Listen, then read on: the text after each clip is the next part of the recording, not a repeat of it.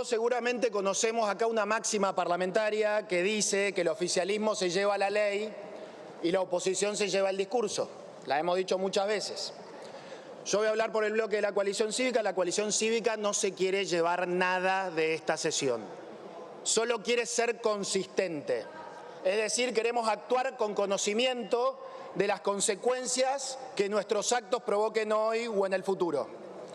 Y también conocemos un teorema que dijo un importante diputado radical hace muchos años, que lo creó, que dice que cuanto más lejos está del poder, más irresponsables son los enunciados políticos, pero cuanto más cerca, más sensatos y razonables se vuelven.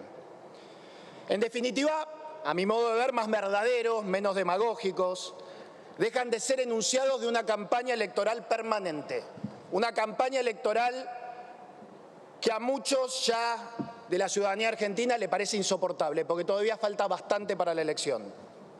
Y Juntos por el Cambio está muy cerca de volver a ser poder el año que viene, de volver a ser gobierno el año que viene, y estoy seguro que muchos vamos a dejar todo para que eso así sea.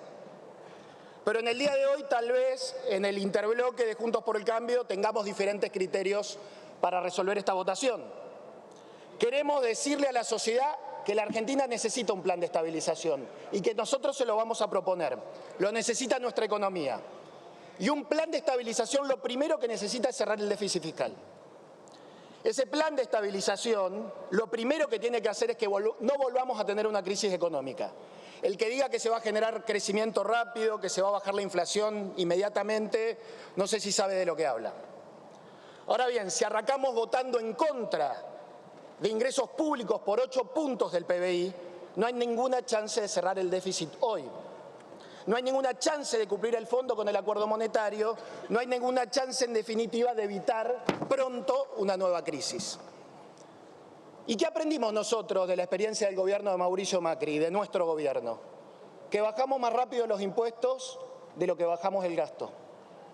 Nos hicimos más dependientes del endeudamiento y cuando el crédito se nos terminó la nafta y perdimos las elecciones. Obviamente hay que bajar impuestos.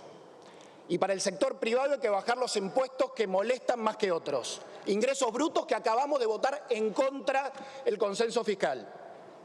Retenciones que hay que bajarlas sostenidamente, porque el campo es el sector argentino más dinámico de la economía y no va a ser necesario ningún dólar soja que funda el Banco Central si cuando seamos gobierno, porque seguramente ustedes no lo harán, nosotros las bajamos de manera consistente.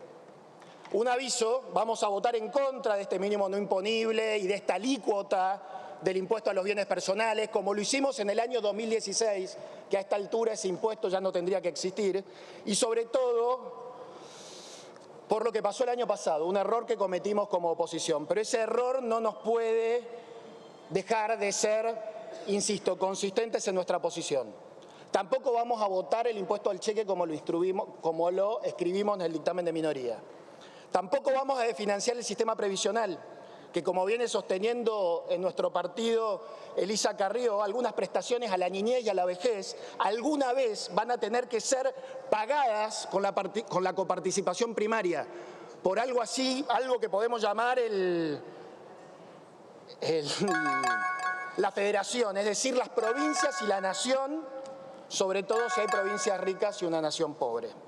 Pero para ir terminando, Presidenta, ¿cómo le pediríamos a ustedes mañana a nosotros una prórroga de impuestos que pudiéramos votar en contra?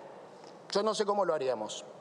Y sobre todo, ¿cómo le diríamos a la gente algunas cosas que creo que tenemos que decir toda la verdad, o al menos la verdad como cada uno de nosotros la interpreta genuina y honestamente?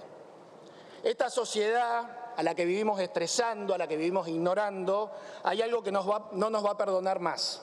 Una mentira, y hay algo que no va a poder superar más, que es una nueva frustración. Ya termino. Muchos creo que no tiramos la toalla ni vamos a generar falsas expectativas y nos comprometemos a que cuando Juntos por el Cambio llegue al gobierno, trabajar por una estabilización económica y por bajar la inflación. a bajar primero los impuestos que dinamicen la producción y generen trabajo, como dije, las retenciones, por ejemplo, y tantos otros que venimos proponiendo. Y también a bajar el gasto en la política, los privilegios y la burocracia, y principalmente el más grande de todos los gastos de la política, que no es un privilegio, es un delito. Vamos a proponer bajar la corrupción. Muchas gracias.